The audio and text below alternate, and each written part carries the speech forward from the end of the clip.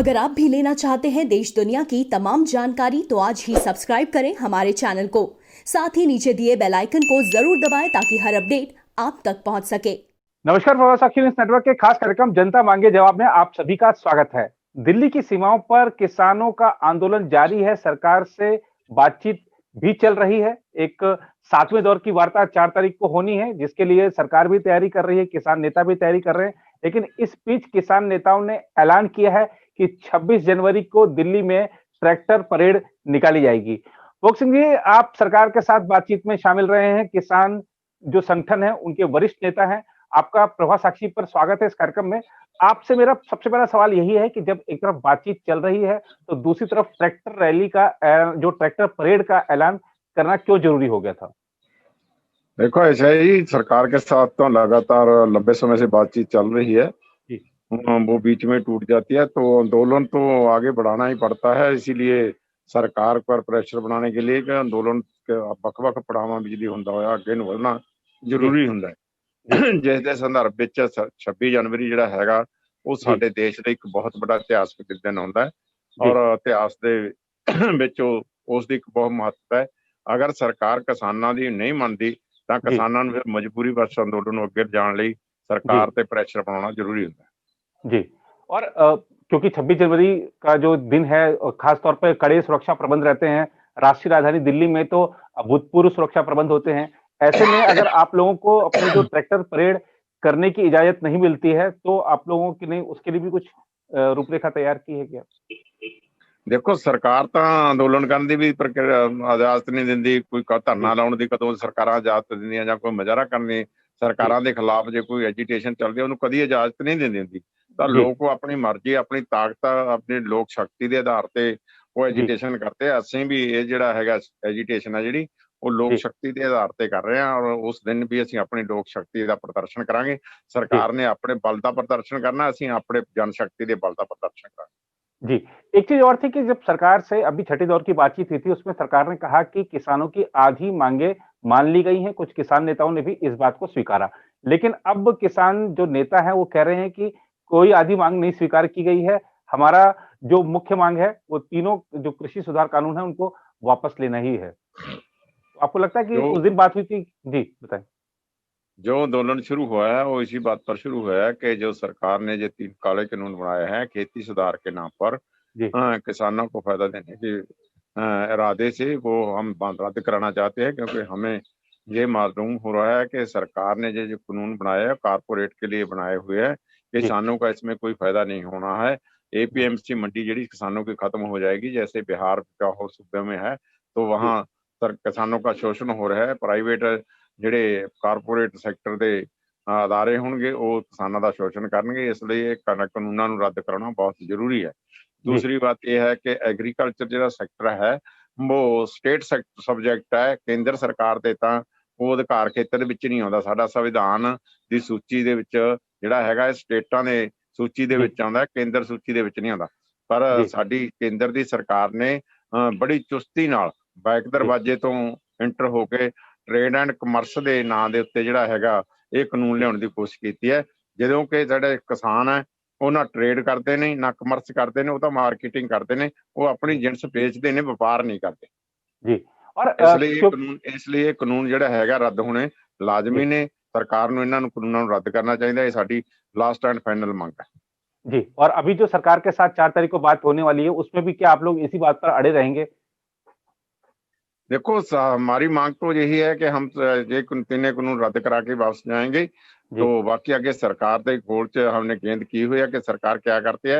हम ये भी कहते हैं कि सरकार जो होती है देश के लोगों के लिए होती है, लोगों के हितों के, लोगों को अधिकारों को जिहड़ा हैगा उसको मानना सरकार का जिहड़ा है मतलब अधिकार क्षेत्र दे विच आउंदा है। तो सरकार हम आशा करेंगे कि सरकार हमारी मांगे मानेगी और अपनी ड्यूटी है जो सरकार की लोगों के प्रति किसानों के प्रति बनती है, जो लोग चाहते हैं उन्होंने मंगां पूरियां करना सरकार का धर्म हुंदा, सरकार का फर्ज। बिल्कुल। और सरकार कह रही है कि हम अपना धर्म निभा रहे हैं और ये जो आंदोलन हो रहा है सिर्फ पंजाब के कुछ किसान है, हरियाणा के कुछ किसान है, पूरे देश के किसानों का आंदोलन नहीं है, ऐसा सरकार से जुड़े लोगों का कहना है। इस पर आप क्या कहना चाहेंगे?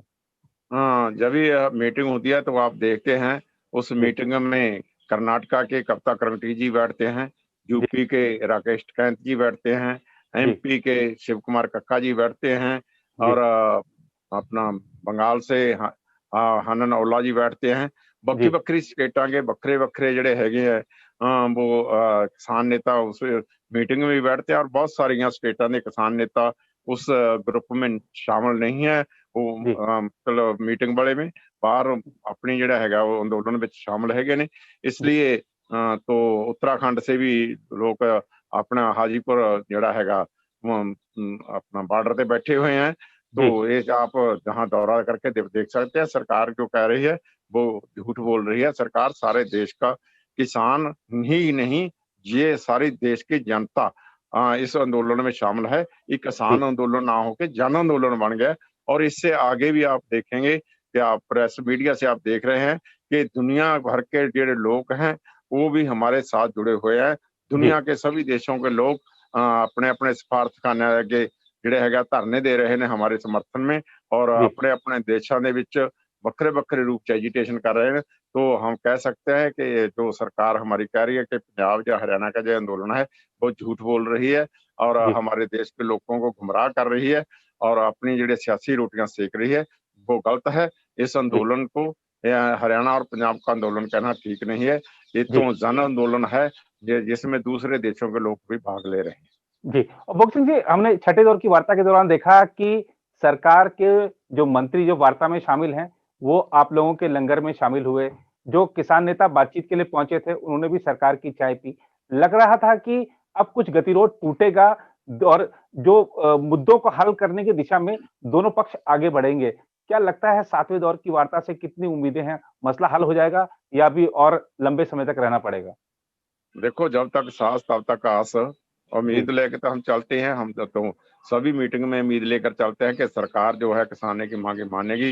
सरकार का लोकां दी सरकार बनाई हुई है, लोकां वास्ते बनाई हुई है, इसलिए सरकार लोकां ਦੀਆਂ ਮੰਗਾਂ ਮੰਨੇਗੀ, ਲੋਕਾਂ ਦੇ ਕੰਮ ਕਰੇਗੀ।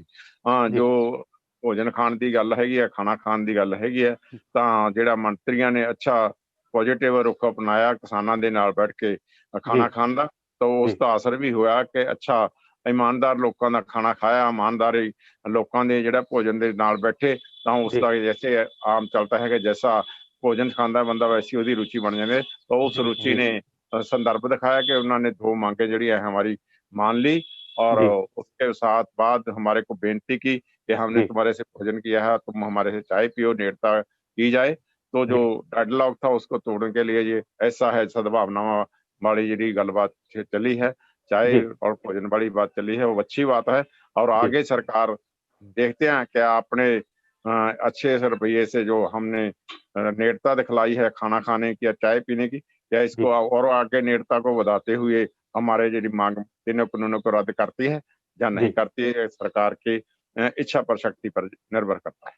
जी, और रक्षा मंत्री राजनाथ सिंह ने कहा है कि जो लोग किसानों को खालिस्तानी बोल रहे हैं या उनके खिलाफ अनर्गल भाषा का प्रयोग कर रहे हैं वो गलत है, और किसान अगर आंदोलन कर रहे हैं तो उनकी बात को सरकार सुन रही है।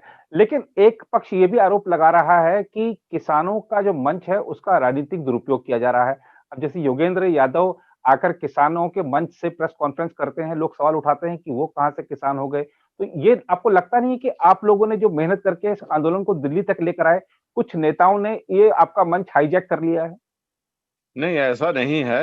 जो आप कह रहे हैं, तो जो पिछली मीटिंग हुई थी 30 तारीख को, उसमें जो मंत्री नरेंद्र तोमर जी साडे एग्रीकल्चर मिनिस्टर ने, उन्होंने साफ शब्दों में मीटिंग के शुरू में ही कहा कि मैं आभारी हाँ किसान साथियों का, उनका जो आंदोलन था वो किसान आंदोलन रहा है, और उनमें शांति बनाई रखी हुई है, और किसी को पॉलिटिकल नहीं होने दिया, हिंसक नहीं होने दिया, धार्मिक नहीं होने दिया।